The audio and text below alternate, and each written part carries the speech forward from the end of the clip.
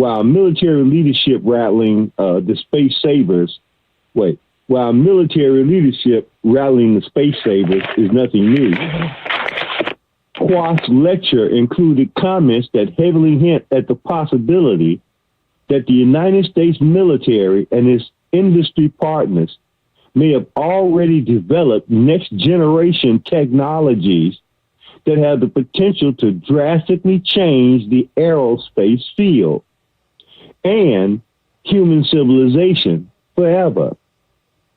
Is this mere posturing, or could we be actually on the verge of making science fiction a reality? Check this. According to his official biography, Kwast graduated from the United States Air Force Academy with a degree in astronautical engineering and also holds a master's degree in public policy from Harvard's Kennedy School of Government. Blah, blah, blah, blah, blah. They're going to give you more of his biography. Then they say this. Lieutenant General Kwast most recently served as Commander of Air Education and Training Command at Joint Base San Antonio, but retired in August. Let me go on, blah, blah, blah, blah. They say despite the controversy surrounding his removal from his post at AETC, some defense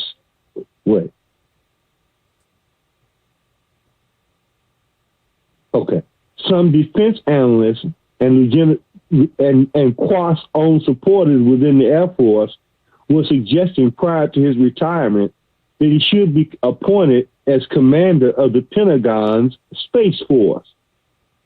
Kwast has published several op-eds in recent years pushing for the U.S. military to take a greater role in space to ensure American economic dominance and what he sees as the continued proliferation of American values.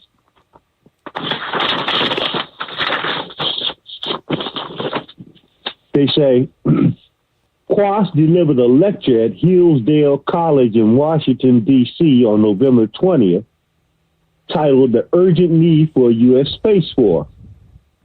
Kwast's wide-ranging speech described the power of new technologies to revolutionize humankind, referencing the competitive advantage the discovery of fire offered to humans, early humans, and the strategic value that nuclear weapons offered 20th century superpowers. When it comes to current revolutionary technologies, Kwast says the power of space will change world power forever, and that it's up to the United States military to leverage that power.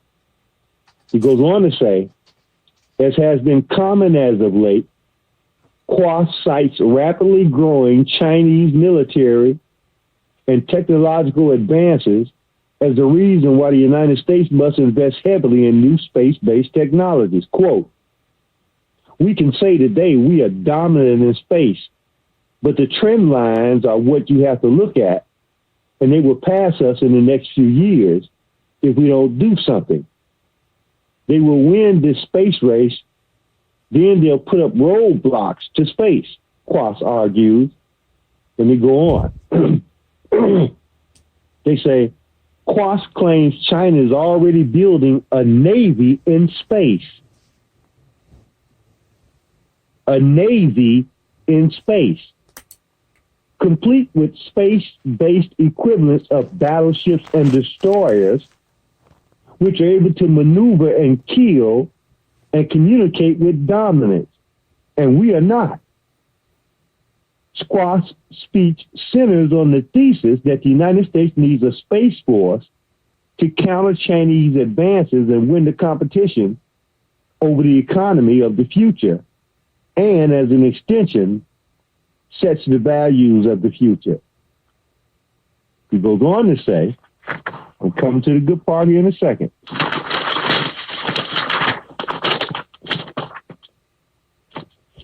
As we reported previously, there have been hints of radical new technologies under development by the military, and just as in Kwast's speech, Chinese advances have been cited as a reason why these technologies are needed.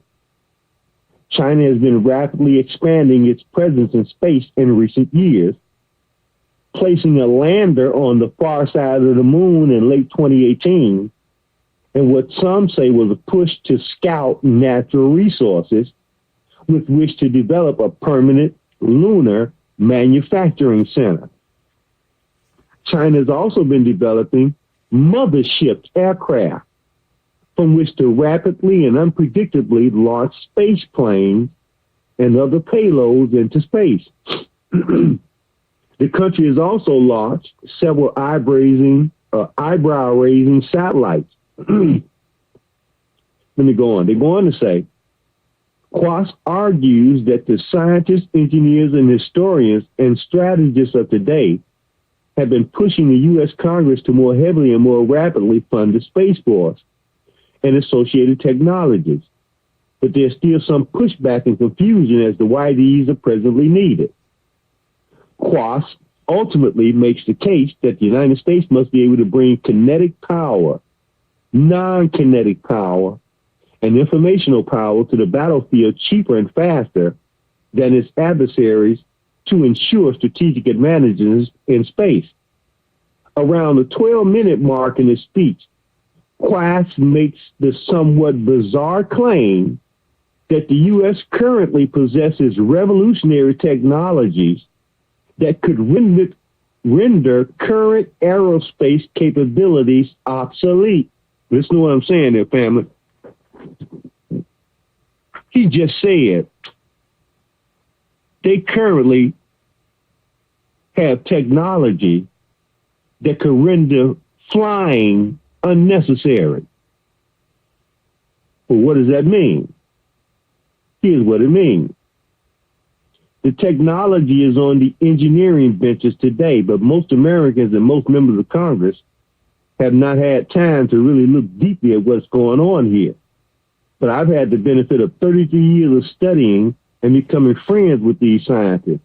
This technology can be built today with technology that is not developmental to deliver any human being from any place on planet Earth to any other place in less than an hour.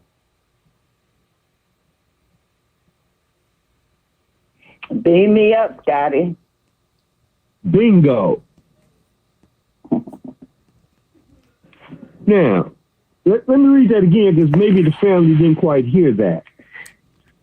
This technology can be built today with technology that is not developmental to deliver any human being from any place on planet Earth to any other place in less than an hour.